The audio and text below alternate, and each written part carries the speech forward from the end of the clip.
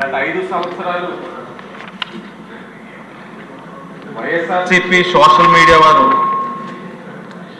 అనేక విధాలుగా పోస్టింగ్స్ కానీ లేకపోతే ఇంకా ఇతర విధాలుగా సోషల్ మీడియాలోని ఇబ్బందులు పెట్టిన సందర్భాలు మన అందరికీ కూడా తెలిసినాయి అధ్యక్ష.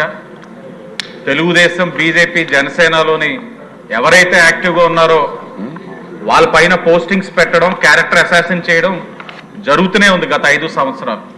అంటే వారందరూ కూడా ఒక ఆర్గనైజ్డ్ క్రైమ్ సిండికేట్ కింద తయారై ఇవన్నీ కూడా చేస్తున్నారు అధ్యక్ష. లాస్ట్ అసెంబ్లీలో ఆనాడు రాజమండ్రి సిటీ ఎమ్మెల్యేగా ఉన్న ఆదిరెడ్డి భవానీ గారు గత 5 సంవత్సరాలు ఏదైతే అధికార పార్టీ వైఎస్ఆర్ కాంగ్రెస్ పార్టీ వారు మద్యాన్ని ఒక ఆదాయం కింద తీసుకొని కల్తీ మద్యం ఏరులై పారే సమయంలో ప్రాణాలు కోల్పోతున్న వారి పక్షాన తెలుగుదేశం పార్టీ ఆనాడు ఎమ్మెల్యేగా ఆవిడ మాట్లాడడం జరిగింది అధ్యక్ష. అది కూడా అసెంబ్లీ సాక్షిగా మాట్లాడితే ఆవిడ పైన ఒక మహిళ ప్రజాప్రతినిధి అసెంబ్లీ సాక్షిగా మాట్లాడిన అంశాన్ని సోషల్ మీడియాలో విపరీతంగా ట్రోల్ చేశారు అధ్యక్ష. ఆవిడ్ని కానీ నన్ను కానీ ఆఖరికి మా బాబుని, అంటే కుటుంబ సభ్యులు మొత్తం దారుణాతి దారుణమైన ట్రోలింగ్స్ అధ్యక్ష. మరి ఆనాడు ఇది జరిగినప్పుడు ఆనాడు స్పీకర్గా ఉన్న ఏదైతే స్పీకర్గా ఉన్న తమ్మినేని సీతారాం గారికి రికార్డెడ్గా ఏదైతే సోషల్ మీడియాలో వైఎస్ఆర్ కాంగ్రెస్ పార్టీ టీం ఏదైతే మీకు చెప్పున్న ఆర్గనైజ్డ్ క్రైమ్ సిండికేట్ అధ్యక్ష చేసింది రికార్డెడ్గా ఆయనకి ఇస్తే ఏ విధమైన చర్యలు లేవు అధ్యక్ష. 2-3 సందర్భాల్లో ఆయనతోటి మేమే మాట్లాడడం జరిగింది అధ్యక్ష. నాకు అనిపించింది ఏంటంటే ఆ చైర్ని అగౌరవపరిచే విధంగా ఆయన ప్రవర్తించారు అధ్యక్ష. మిమ్మల్ని కోరేది ఏంటంటే ఇప్పుడు మీకు మరలా ఇస్తాం, ఏదైతే వైఎస్ఆర్ సోషల్ మీడియా టీం మొత్తం మీరు చర్యలు తీసుకోవడం ఒక అంశం అయితే, రెండోది దిశ చట్టం అధ్యక్ష.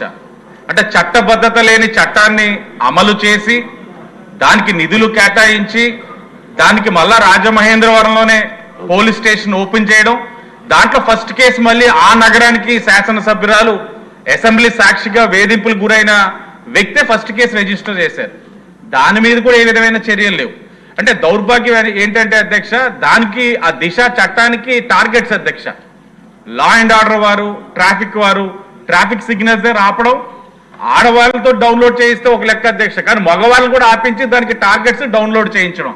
అంటే అధికార యంత్రాంగాన్ని ఏ విధంగా వారు ఉపయోగించుకున్నారన్న దానికి ఇది ఒక నిదర్శనం అధ్యక్ష. మిమ్మల్ని కోరేది ఒకటి అసెంబ్లీ సాక్షిగా ఒక మహిళా ప్రజాప్రతినిధి పైన ఇలాంటి దుష్ప్రచారం చేసిన ఆ వైఎస్ఆర్సీపీ సోషల్ మీడియా ఆ అల్లరి మొక్కల్ని కఠినంగా శిక్షించడం ఒకటైతే, ఈ దిశ చట్టం ఏదైతే ఉందో చట్టబద్ధత లేని చట్టానికి నిధులు కేటాయించిన విధానం, దానిపైన ఎంక్వైరీ వేసి దానికి ఏ విధంగా ఖర్చు పెట్టారు నిధులు ఏవైనది అని అన్నింటి మీద కూడా ఎంక్వైరీ చేయాలని మిమ్మల్ని కోరుతా ఉన్నా అధ్యక్ష.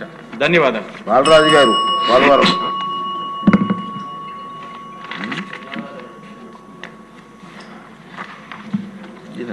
ధన్యవాదాలు అధ్యక్ష. అంటే వెళ్ళలేదు ఈరోజు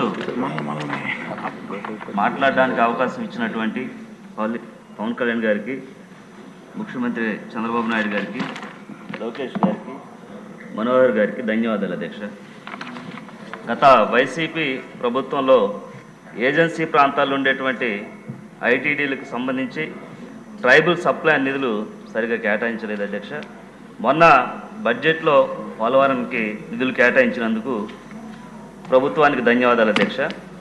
అలాగే ఏజెన్సీ ప్రాంతాల్లో ఉండేటువంటి ఐటీడీఏలు ఏర్పాటు చేసి వారికి ఆర్థికంగా అన్ని విధాలుగా అభివృద్ధి చెందాలని మంచి సంకల్పంతో గౌరవనీయులు ఎన్టీఆర్ రామారావు గారు అప్పట్లో వీటిని ఏర్పాటు చేయడం జరిగింది అధ్యక్ష. గత ప్రభుత్వం గిరిజన అభివృద్ధి ఎక్కడ జరగలేదు అధ్యక్ష. గిరిజన గుడెల్లో నడవడానికి రోడ్లు లేని పరిస్థితి అధ్యక్ష, త్రాగడానికి నీరు లేని పరిస్థితి అధ్యక్ష, ఉండడానికి ఇల్లు లేని పరిస్థితి అధ్యక్ష, చదువుకోవడానికి బళ్ళు లేని పరిస్థితి అధ్యక్ష. ఇప్పటి వరకు కొన్ని గ్రామాల్లో కరెంటు కూడా లేని పరిస్థితి అధ్యక్ష. కనీసం వారి సమస్యలు ఎవరికి చెబితే సమస్యలు తీరుతాయో తెలియని పరిస్థితి అధ్యక్ష. గిరిజన బ్రతుకులు మార్చాలంటే కేవలం మన ఎన్డీఏ కూటమి ద్వారా సాధ్యం అధ్యక్ష. అలాగే గత వైసీపీ ప్రభుత్వం దోచుకోవడం తప్ప ఎక్కడ కూడా గిరిజనుల్ని ఆదుకున్నటువంటి పరిస్థితి లేదు అధ్యక్ష. ఇప్పుడు ఆపరేషన్ లేకుండానే మోకాళ్లకు ప్లాస్మా ట్రీట్మెంట్. మీ ఆర్థోపెటిక్ సమస్యలన్నిటికీ రోబోటిక్ టెక్నాలజీ ద్వారా తక్కువ ఖర్చుతో శాశ్వత పరిష్కారం. Free consultation. ప్రతి ట్రీట్మెంట్ పై 20% డిస్కౌంట్. ఈ ఆఫర్ కొద్ది రోజులు మాత్రమే. త్వరపడండి. V9 hospitals 9281465842.